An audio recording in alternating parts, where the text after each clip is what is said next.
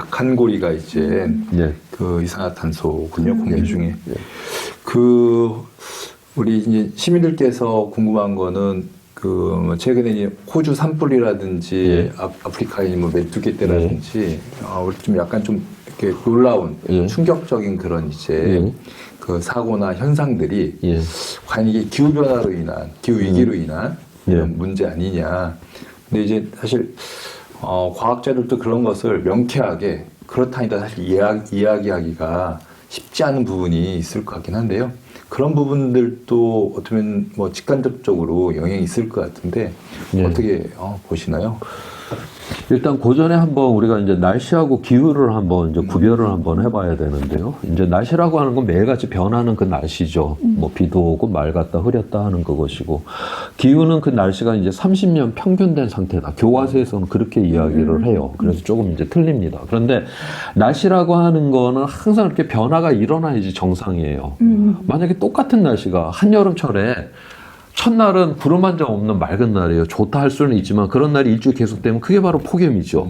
그 다음에 한두 달 계속된다라고 하면 거기 가뭄이 될 것이고, 그런 날씨가 2, 3년 계속되면 거기 사막이 돼버릴 거 아니에요. 그 다음에 똑같이 뭐 비가 오는 날이 뭐 일주일 이상 계속된다. 그럼 뭐 거기 뭐 호우가 일어날 것이고. 그래서 똑같은 날씨가 계속된다는 건 무척 안 좋은 거예요. 날씨는 끊임없이 변화가 일어나야 되는 게 이게 정상인 것이고, 반면에 이제 기후라고 하는 건 30년 평균된 상태이기 때문에 그건 안정적으로 거기에 맞춰서 우리가 이제 모든 그런 삶이 이루어졌기 때문에 그건 이제 지속을 해야 되는 것이고, 그래서 날씨는 변화가 돼야지 정상이고 기후는 지속을 해야지 정상인데, 지금 그 메뚜기 때 아프리카 그 동부 쪽에 이제 메뚜기 때, 그 다음에 이제 호주 쪽에 그 산불이 서로 연결이 돼 있어요. 그게 이제 바다로 연결이 돼 있는 겁니다. 그게 정상적인 상황이라고 하면 이제 고기압, 저기압이 계속 이렇게 빨리빨리 움직여줘야 되는데 그냥 6개월 넘게 그 자리에 계속 버티고 앉아 있는 거예요. 그게 이제 해양의 순환이 변화가 일어났기 때문에 기후 그런 위기로 인해 갖고 해양의 순환의 변화가 일어나서 계속 그 자리에서, 호주 쪽엔 고기압이 계속 버티고 앉아 있고 아프리카 동부 쪽에서는 이제 저기압이 버티고 있으니까 비가 내리고 이러면서 여기 메뚜기 떼가 여기 이제 창궐을 하는 거고, 호주 쪽은 고기압 건조하죠. 그래서 7개월째 그냥 그렇게 산불이 계속 일어나고 똑같은 날씨가 계속된 거 아니에요. 그래서 우리가 기후 변화라고 하는 것은 이러한 이제 날씨를 갖다가 계속 이제 지속하게 하면서 그런 위기를 일으키는 이러한 부분들이 있죠. 우리나라 폭염도 그게 이제 빨리빨리 변화가 일어나야 되는 건데 그냥 일주일, 2주일째 그냥 계속 고기압이 버티고 앉아 있다가 결국 이제 그런 일들이 일어나는 것들이거든요. 그래서 그렇게 이제 결국 기후라고 하는 게 변화가 일어나면 그런 이제 날씨에 그런 영향, 안 좋은 영향을 줘서 우리의 삶을 갖다 이렇게 파괴를 하는. 그래서 금년에 고란 호주, 그 다음에 아프리카 동부, 이거는 이제 두 개가 서로 연결이 되는 거야. 어딘가 고기압이 있으면은 어딘가 저기압이 있어야만 해요. 왜냐면 균형을 맞춰야 되는 거니까. 그런데 그게 빨리빨리 움직이지 못하고 그 자리에서 계속 앉아 있다가 그런 피해를 일으켰습니다. 네. 아주 먼 거리 같은데요. 이게 다 또 이렇게 연결되어 있고. 그게 이제 해양으로 연결이 되어 있기 때문에 그게 해양은 이 공기처럼 이제 빨리빨리 움직이지를 않죠. 그렇기 때문에 그렇게 이제 버티고 있게 되면 안정적으로다가 그런 일들이 이제 벌어지게 되는 거죠. 2000년 이후에 저희 감염병에 의한 전염병도 굉장히 늘어났잖아요. 이번에 코로나19 같은 경우도 그런 경우고, 그래서 이것이 혹시 그 기후 위기, 기후 변화와 관련이 있지 않는가라는 의심을 하는 사람들도 있어요. 박사님은 어떻게 보세요? 지금 그러니까 직접적으로다가 이제 온도가 변했고 뭐 습도가 변했고 이거하고 코로나19하고 관련은 아직까지 밝혀진 건 없어요. 미국 보건당국에서도 그 온도와 습도와는 지금 상관이 없는 거로 보인다. 그렇게 지금 발표가 돼 있는 상황이고요. 그런데 지금 이제 또 다른 측면에서 어떻게 봐야 되냐면, 저는 이제 간접적인 측면으로다가 우리가 이제 기후 위기라고 하는 걸 일으켰고, 그 다음에 그래서 이제 환경이 파괴가 되었고, 그래서 원래는 우리 가까이 있지 말아야 되는 이런 이제 동물들이 우리 가까이 그렇게 이제 오게 됨에 따라서 결국 이제 그 전파할 수 있는 확률이 그렇게 높아지게 된 것이죠. 그 다음에 우리 그 온도라든가 이 기후 변화가 일어나게 되면 이 바이러스라고 하는 이 자체가 자기도 생존을 해야 되는 거니까 그 온도 변화라든가 이런 거에 끊임없이 그 변종을 갖다 굉장히 많이 만들어내게 되죠. 그래서 그러한 것들이 이제 직접적인 것이다라고까지는 아직 이제 밝혀지진 않았지만 간접적인 측면에서 이제 그러한 측면이 있다 그렇게 보는 것이고요. 그 다음에 그러면 기후 변화와 이 감염병은 도대체 어떻게 관련이 되는 거냐? 이제 바이러스 같은 경우는 그렇게 이제 간접적인 거로다가 이해를 하면 될 것 같고, 실제 우리가 기후 변화가 일어나면 곤충이 굉장히 거기에 그 민감하게 반응을 해요. 그러니까 곤충 중에는 바로 모기가 있고 찐득이가 있죠.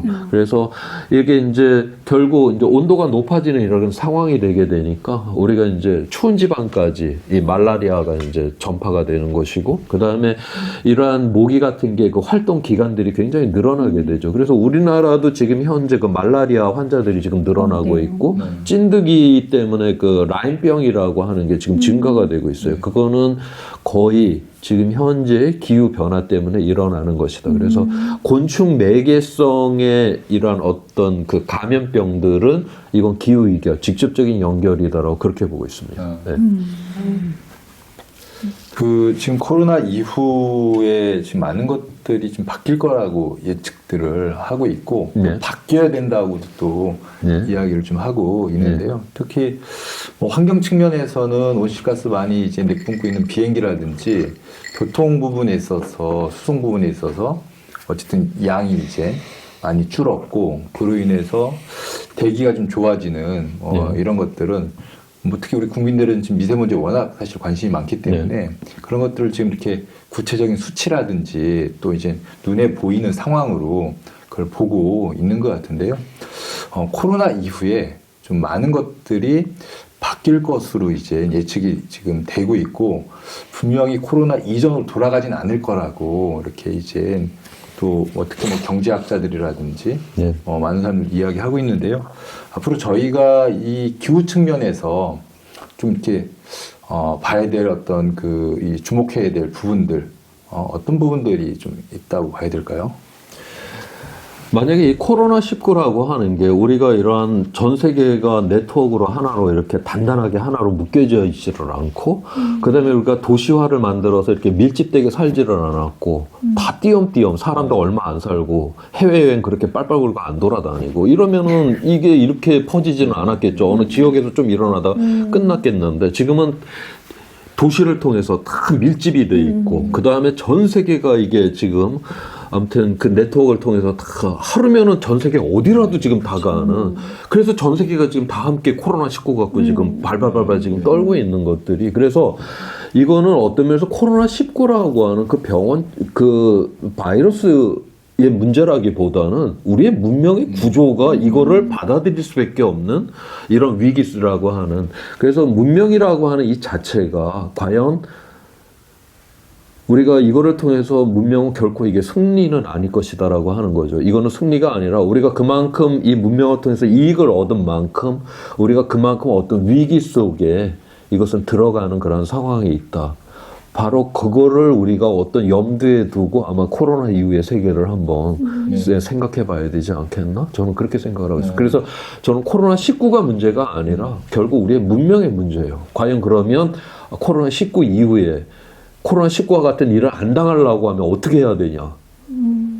그랬을 경우에 과연 우리가 그 세계를 쉽게 우리가 상상할 수 있을까? 저는 만약에 그 문제를 해결하지는 못한다 하는 상황에서는 저는 코로나 이전의 세계로 그냥 돌아가는 거를 아마 선택하지 않을까? 저는 현실적으로다가는, 왜냐면은 지금 뭐 코로나 이후가 달라진다 이야기를 하지만 그렇다라고 해서 우리의 성찰이 그렇게 근본적인 우리의 문명에 대한 근본적인 이것까지는 지금 성찰을 하고 있지 않은 상황이기 때문에, 그렇다라고 하면 끊임없이 뭐 경제 위기가 있어도 뭐 끝나고 나면 뭐 1년 이내 과거 그거 뭐 온실가스 배출량 다 회복하고 오히려 그 이상으로 다 회복해갖고 돌아가잖아요. 그렇기 때문에 저는 지금 현재 우리의 성찰이 지금 그 수준은 아니다라고 그렇게 보고 있습니다. 저희 두 번째 시민 질문 또 이렇게 대신 드려야 될 것 같은데요. 7992님께서 보내주신 내용입니다. 기후 위기가 우리 어떻게 지구가 보내는 이런 그 SOS에 대한 이런 이제 문제에 대해서 질문해 주셨는데요.